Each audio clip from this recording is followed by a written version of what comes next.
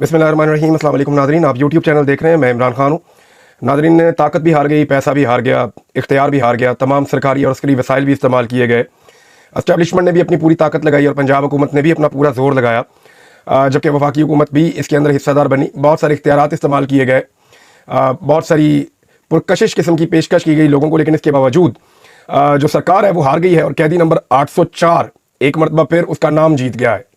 यानी इमरान खान साहब कोई कंपेन तो नहीं कर सकते, सामने तो नहीं आ सकते, आकर बात तो नहीं कर सकते, लेकिन इसके बावजूद वो जीत गए हैं। और तहरीक इंसाफ के जो हमायत याफ्ता उम्मीदवार हैं लाहौर हाई कोर्ट बार से, उन्होंने क्लीन स्वीप किया है। और ये सालाना इंतखाबात हुए साल 2025-26 के। इसमें जो प्रोफेशनल ग्रुप के उम्मीदवार थे, इन्हें पाकिस्तान तहरीक इंसाफ ने सपोर्ट दी थी। मलिक आसिफ नसवाना कामयाब हो गए सदर की सीट पर। नायब सदर की सीट पर अब्दुर्रहमान रांझा कामयाब हो गए और सेक्रेटरी की नशिस्त पर फ़रुख अलियास चीमा कामयाब हो गए हैं। सेक्रेटरी फाइनेंस की सीट के ऊपर भी हाम बिन शुएब कम्बो ये भी बिला मुकाबला कामयाब करार पाए हैं। तो इस तरह इमरान खान साहब का सिर्फ नाम और उनकी सपोर्ट की वजह से ये वकला का पूरा पैनल जीत गया, क्लीन स्वीप हो गया। और एक चीज़ मैं आपको बताऊं, जो हाई कोर्ट से मनाजिर नज़र आ रहे थे, जो वीडियोज़ वहाँ से आई हैं, ऐसा लग रहा था कि हाई कोर्ट में दफ़ा 804 जो है वो नाफिज हो गई है। वकला पूरी ताकत से इमरान खान के साथ खड़े हैं। प्रॉब्लम सिर्फ ये है कि हामिद खान साहब ने वकला को मायूस किया है। मैं माजरत के साथ ये बात कर रहा हूँ, बड़े सीनियर वकील हैं, उनका एक बड़ा लंबा करियर है, लेकिन इसके बावजूद उनका जो अंदाज़ है वो एस्टेब्लिशमेंट से इस वक्त निमटने वाला उनका अंदाज़ नहीं है। वो बड़े धीमे अंदाज में चलते हैं, वो बहुत बड़ी बड़ी वार्निंग्स देते हैं, लेकिन बाद में कुछ नहीं करते। मिसाल के तौर पे वो कहते हैं कि ये हो गया तो हम ये कर देंगे, वो हो जाता है और वो कुछ नहीं करते। और ये एक मरतबा नहीं, ये कई मरतबा हुआ है। तो जो नौजवान वकला है वो मायूस है, हामिद खान साहब कोई एक्टिविटी कर नहीं रहे, वो एंटी एस्टेब्लिशमेंट एक लेवल से आगे जाते नहीं है। जो दूसरा वकला का ग्रुप है, ये माजी में एंटी एस्टेब्लिशमेंट ग्रुप हुआ करता था आसमा जहांगीर का। आज अगर आसमा जहांगीर जिंदा होती मरहुमा, तो वो पूरी ताकत से इमरान खान के साथ खड़ी होती, लेकिन उनके ग्रुप को हाईजैक कर लिया गया मुस्लिम लीग नून की जानिब से। अब एहसन भून साहब हैं और वो ग्रुप है, और वो ग्रुप पूरी तरह से कंप्रोमाइज़ हो गया है, एस्टेब्लिशमेंट के हाथों में खेल रहा है। तो दोनों ग्रुप कमोबेश इस वक्त एस्टेब्लिशमेंट के लिए एक्सेप्टेबल है। यहाँ एक और ग्रुप की जगह बनती है। अगर वकला को anti establishment rule of law के लिए कोई तहरीक चलानी है और अदलिया की बहाली के लिए जोर लगाना है, तो उन्हें एक तीसरी तहरीक खड़ी करनी पड़ेगी, एक तीसरा ग्रुप खड़ा करना पड़ेगा, जिसमें बहुत सारे लोग दोनों ग्रुप से आ जाएंगे। और इसके ऊपर मैं आपको ये बता देता हूँ कि काम हो रहा है, अब से नहीं हो रहा, काफ़ी अरसे से हो रहा है। और जो एस्टेब्लिशमेंट है वो इसको रोकने के लिए पूरी कोशिशें भी कर रही है। लेकिन चाहे वो आसमा जहांगीर ग्रुप के वकला हों, बड़े बड़े जय्यद नाम है, बहुत बड़े बड़े वकील हैं, तो चाहे वो हामिद खान ग्रुप के वकला हों, एस्टेब्लिशमेंट की बेजा मुदाखलत की वजह से वो खासे परेशान है और दोनों अपने अपने ग्रुप की कारकर्दगी से मुतमईन नहीं है। अब अगर एक नया ग्रुप आता है तो एक नई चीज़ हो सकती है। नौजवान वकला तो बहुत बड़ी तादाद में उसके साथ खड़े हो जाएंगे और ये वकला ही मुज़ामत की अलामत होते हैं अगर खड़े हो जाएं तो। नाज़रीन, शहबाज शरीफ साहब भी मैदान में आ गए मरीम नवाज़ के बाद। यानी पहले टिकटॉक्स बनी थी, अब शहबाज शरीफ आए, जनाब मैंने भी जलसा करना है। तो जलसे के लिए जनाब शहबाज शरीफ साहब को जनूबी पंजाब में पहुँचाया गया और जनूबी पंजाब में जो जलसा किया उसकी सूरत हाल के बारे में मैं आपको ये बता देता हूँ कि अगर आप इसकी वीडियो देख पाएँ। अव्वल तो इन्होंने तस्वीरें वगैरह जारी की हैं और वीडियो भी इस तरह की जारी की हैं कि पता ना चले। तो ये डेरा गाजी खान में एक जलसा नहीं जलसी थी। अगर आप इसका पंडाल देखें, गौर करें, तो स्टेज का जो साइज़ है वो 60 फुट है, 60 फुट का स्टेज है और जितना स्टेज है उतना ही पंडाल है। यानी स्टेज से थोड़ा सा इधर होगा 10 फुट और इधर होगा, यानी मैक्सिमम ये 80-90 फुट का है। तो जो एक कनाल का प्लॉट होता है ना, उसकी लंबाई 90 फुट की होती है। तो अगर आप इसकी टोटल लंबाई चौड़ाई देखें तो वहाँ जो लोग मौजूद थे उनसे जब मैंने पूछा तो उन्होंने कहा जी ये मैक्सिमम 5 से 6 कनाल का प्लॉट है जिसके अंदर ये जलसागाह बनाई गई है। तो इसमें ज़्यादा लोग नहीं थे, इसमें बड़ी महदूद तादाद में लोग आए हैं, ज़्यादा बड़ी तादाद में लोग नहीं आए। और मुस्लिम लीग नून जितनी बड़ी जमात थी उसके मुकाबले में ये कुछ भी नहीं है। अच्छा, यहाँ पे जो लोग लाए गए वो भी सारे सरकारी वसाइल के ऊपर जलसा खड़ा किया गया, सरकारी लोगों को लाकर शहबाज शरीफ का जलसा भरा गया। अब शहबाज शरीफ की शोबदाबाजियाँ या जो उन्होंने बातें की हैं वो तो मैं आपको बाद में बताऊँगा, लेकिन जो लोग जलसागाह में मौजूद थे उनसे जब पूछा गया तो वो अक्सर उन्हें ये कह रहे हैं कि जनाब हम तो आए हैं, हमें लाया गया है, लेकिन वोट हम इमरान खान को ही देंगे। जिस बंदे से भी ऑफ द रिकॉर्ड पूछा गया उसने कहा जी वोट तो हम इमरान खान को ही देंगे, शहबाज शरीफ के जलसे में तो हमें लाया गया है। ये बेचारे वो सरकारी मुलाजमीन हैं, बेचारे कमज़ोर लोग हैं, किसी का थाने का चक्कर है, किसी का कचहरी का चक्कर है। तो कभी पुलिस को मजबूर किया गया, पटवार खाने को मजबूर किया गया कि बंदे आपने लेकर आने हैं, महकमा तालीम को मजबूर किया गया कि बंदे आपने लेकर आने हैं। वो बंदे ला कर उन्होंने बिठा दिए, कुछ ना कुछ करके उन्होंने छोटा मोटा जलसा बना दिया शहबाज शरीफ का। अब हैरत की बात यह है कि चाचा और भतीजी में एक जंग चल रही है जलसों की। ना जलसा उसका कामयाब होता है, ना जलसा इसका कामयाब होता है। यानी एक जलसा भतीजी करती है, एक जलसा चचा करता है। भतीजी को भी मुंह की खानी पड़ती है और चचा को भी मुंह की खानी पड़ती है।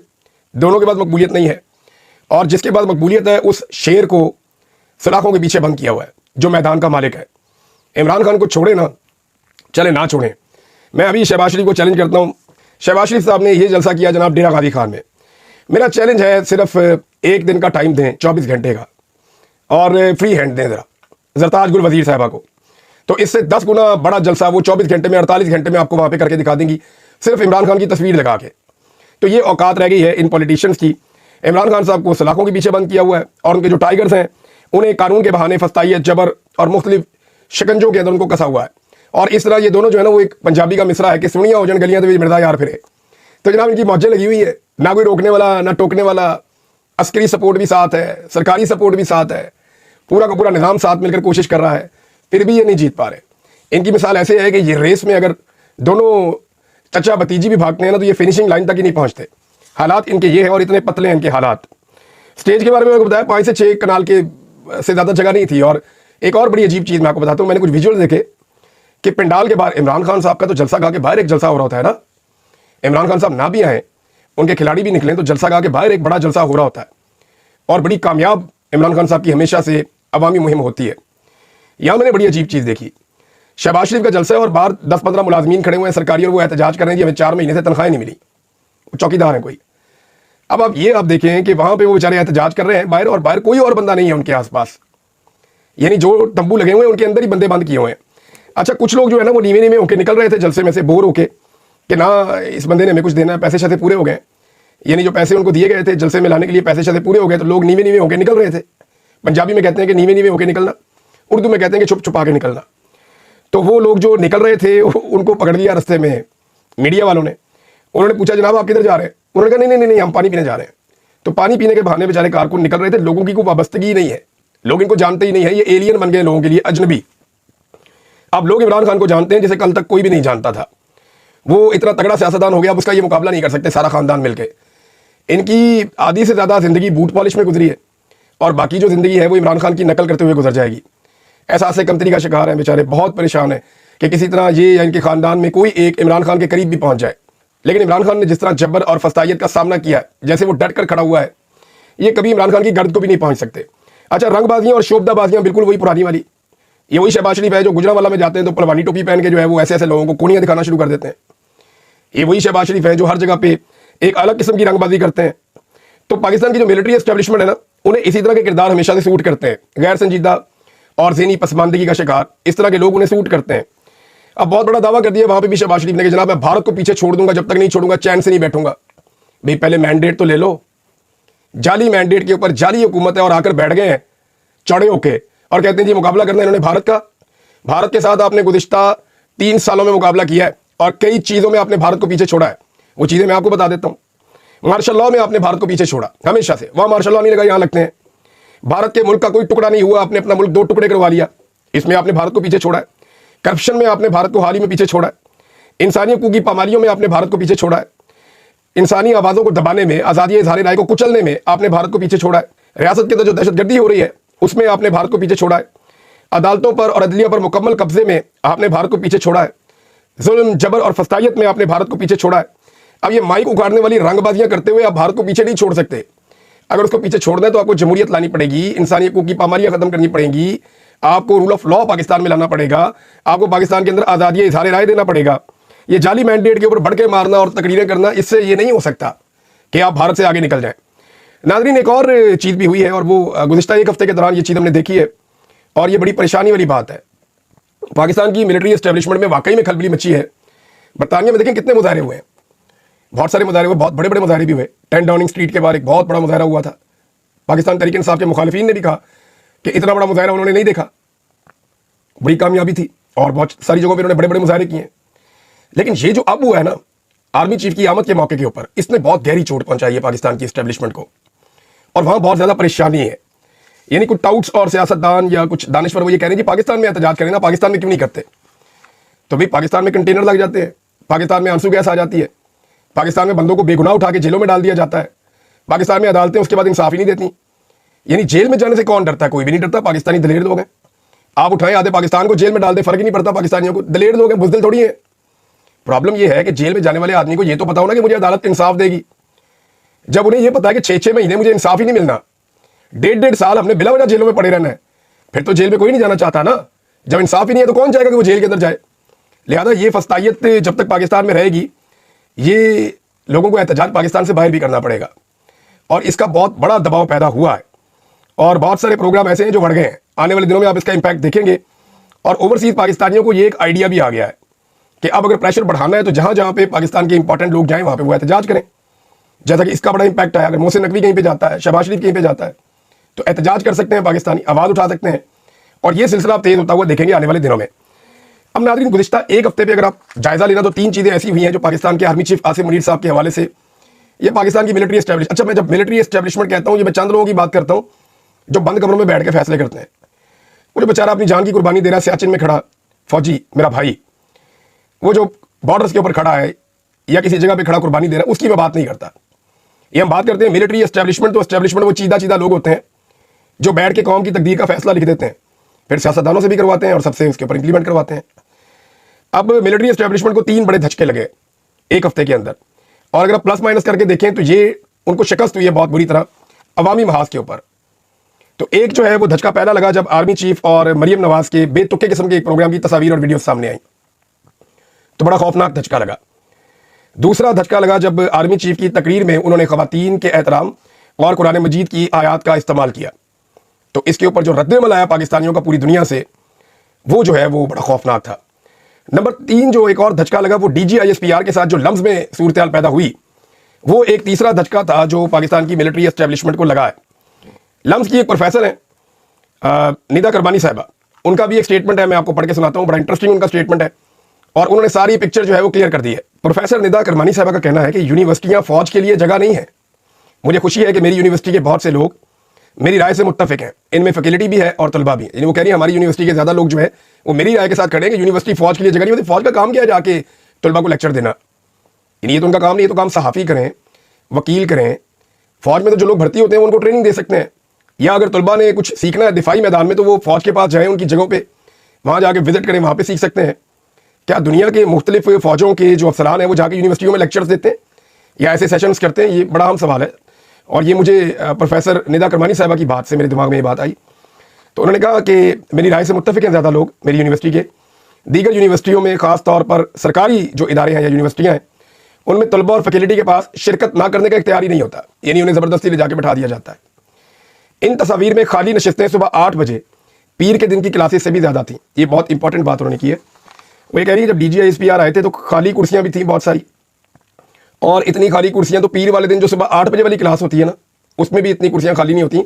असल में जो सबसे लोएस्ट अटेंडेंस होती है ना तलबा की, सबसे कम तादाद में जो तलबा आते हैं वो पीर वाले दिन सुबह 8 बजे जो पहली क्लास होती है, पहला जो पीरियड होता है, उसमें सबसे कम अटेंडेंस होती है। तो उसकी मिसाल इन्होंने दी है और मैंने ये स्टेटमेंट आपको पढ़ के सुनाया siyaset.pk से, तो आपको आइडिया हो जाएगा कि प्रोफेसर क्या सोचते हैं और तलबा क्या सोचते हैं।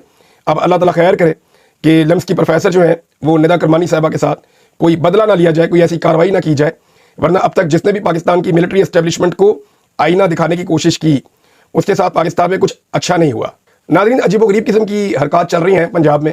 अब मरियम नवाज के हवाले से कोई मज़ाहिया वीडियो बनाने पर या कोई फ़नी वीडियो बनाने के ऊपर भी लगातार मुकदमे दर्ज हो रहे हैं। पंजाब में मजीद मुकदमा दर्ज करवा लिए गए हैं। यानी अब अंदाज़ा करें कि जाली तस्वीर बनाने पर, यानी वो कार्टून वाली फ़ोटो लोग बना देते हैं ना, जाली तस्वीर बनाने पर उस सूबे में मुकदमे हो रहे हैं जहाँ जाली हुकूमत लाकर बिठाई गई है। यानी जाली हुकूमत बिठा दें ये गुनाह नहीं है, वो एक बंदा लोगों को हंसाने के लिए कोई जाली तस्वीर बना दे तो वो गुनाह है। यानी मैं इससे इत्तफाक नहीं करता कि किसी की निजी ज़िंदगी में जाएं, लेकिन आपने लोगों के साथ किया क्या है? आपने लोगों के साथ जुल्म किया, जबर किया, उनका मैंडेट छीन लिया, एक जाली हुकूमत लाकर बिठा दी। और ये ऐसी जालसाज हुकूमत है कि इन्हें किसी किस्म की अकल मौत ही नहीं है। अब एक नया इश्तिहार बना दिया मरियम नवाज को लेकर कि जनाब मरियम नवाज बैटिंग करने आई है, कोच कहता है जी इसको लेकर आओ, ये मैच जितवाएगी। वो आगे जनाब 6 गेंदों पे 6 छक्के मारती है, कोई जाता है ग्राउंडों से बाहर उधर, कोई जाता है ग्राउंडों के बाहर उधर, कोई तरक्की हो रही है, डेवलपमेंट हो रही है, कोई बसें बन रही हैं, कोई जनाब वो किसानों की तरफ जा रहा है, किसान खुशहाल हो रहे हैं। हैरत है वैसे मुझे, ये जितने 6 इन्होंने शोबे दिखाए ना, इन 6 शोबों के लोगों से जाके इंटरव्यूज करें, आपके कानों से धुएं निकल आएंगे। किसान की इन्होंने पसली तोड़ के रख दी है, मेहनत कश को इन्होंने बर्बाद कर दिया है, इंडस्ट्री इन्होंने बंद कर दी है। इमरान खान साहब का दौरे हुकूमत खत्म होने के बाद से लेकर अब तक लार्ज स्केल मैन्युफैक्चरिंग जो है पाकिस्तान में, ये जो बहुत बड़ी बड़ी सनतें होती हैं, वो लगातार डिक्लाइन का शिकार है। कोरोना वायरस में सिर्फ इमरान खान साहब के दौर में ये थोड़ा नीचे गई थी, लेकिन 2022 में इमरान खान साहब इसको पीक पर छोड़कर गए थे। 2022 से लेकर अब तक लगातार ये नीचे जा रही है। ये इमरान खान साहब के छोड़े हुए पैमाने को टच भी नहीं कर सके, बल्कि 23 में और नीचे गए, 24 में और नीचे गए, 25 में और नीचे जा रहे हैं। ये इन्होंने पाकिस्तान की हालत कर दी है। लोग बेरोजगार हो रहे हैं और ये कहने जनाब इन्होंने पता नहीं क्या कुछ कर दिया। ये सिर्फ रंगबाज है, ये सड़कों पे रंग कर सकते हैं और वो भी पहली बारिश में धुल जाता है। ये इनके हालात है नादरीन। और अब अजीबोगरीब किस्म के इश्तिहारात, इनकी मैंने आपको कहा ना कि इमरान खान की नकल करते इनकी जिंदगी गुजरेगी। बेचारे एहसास कमतरी का शिकार है। अब इमरान खान क्रिकेट खेलते थे तो उस मैदान के अंदर भी आके अपने आप को साबित करने की कोशिश कर रहे हैं और इतने नालायक हैं, इतने नकम्मे हैं कि इनको पता नहीं है कि इन चीज़ों का कितना नेगेटिव इंपैक्ट जाएगा। और वो नेगेटिव इंपैक्ट जो है वो अब जा भी रहा है। पाकिस्तान तहरीक इंसाफ ने नादरीन एम्बेसियों के पते शेयर कर दिए हैं पाकिस्तानियों की आसानी के लिए, ताकि ओवरसीज़ पाकिस्तानी इमरान खान साहब का जो आर्मी चीफ के नाम लिखा हुआ खत है उसे प्रिंट करवाएं और आर्मी हाउस रावलपिंडी कैंट मंदरजा झेल पते पर अरसाल करें। जो पता है वो ये है कि आर्मी हाउस नज़द GHQ चकलाला रावलपिंडी पंजाब पाकिस्तान। यही खत मुख्तलिफ ममालिक में अपनी मुताल्लिका पाकिस्तानी एम्बेसियों के पते पर अरसाल करें। फिर आगे उन्होंने फ्रांस की एम्बेसी, कनाडा की, जर्मनी, ऑस्ट्रेलिया, स्पेन, सऊदी अरब, UAE और इटली, फिर उसके बाद एक और एम्बेसी इटली में दूसरे शहर में, और फिर उसके बाद वाशिंगटन DC में, न्यूयॉर्क में, टेक्सास में, कैलिफोर्निया में, शिकागो में, फिर बरतानिया में ब्रेडफोर्ड में, और लंदन में, स्कॉटलैंड में और मैनचेस्टर में। हर तरफ इन्होंने जनाब एड्रेस बाकायदा लिख कर दे दिए हैं। ये आप अपनी स्क्रीन पे देख सकते हैं। यहाँ पे ओवरसीज़ पाकिस्तानी खत भिजवा सकते हैं आर्मी चीफ को, ताकि कल को वो ये ना कहें कि मैंने तो खत पढ़ा ही नहीं, मैं पढ़ देता तो शायद कुछ और होता, लेकिन उन्होंने कहा मैं नहीं पढ़ूंगा, मैं वज़ीर आज़म को दे दूंगा। तो वज़ीर आज़म की तो इतनी औकात ही नहीं है, वो तो अर्दली का इमरान खान साहब ने उनको खिताब दिया हुआ है। नादरीन 26 फरवरी को एक बड़ी 2 रोज़ा कॉन्फ्रेंस भी होने जा रही है, उसके बारे में आपको अपने अगले वीलॉग में बताऊंगा। और कुछ डेवलपमेंट्स हैं मेरे पास जिनमें बरतानिया में और अमेरिका में कुछ केसेस होंगे आने वाले दिनों में, और कुछ कानूनी नुक्ता नज़र से पाकिस्तान के लिए या पाकिस्तान की एस्टेब्लिशमेंट के लिए और वो लोग जिन्होंने जुल्म और फस्तायत की है उनके लिए मुश्किलात बढ़ेंगी। मैं डाटा कलेक्ट कर रहा हूँ और आने वाले दिनों में बड़े हैरान कुन इंकशाफात आपके सामने आएंगे। अब तक के लिए इतनी अपना ख्याल रखिएगा, अपने चैनल का भी। अल्लाह हाफ़िज़।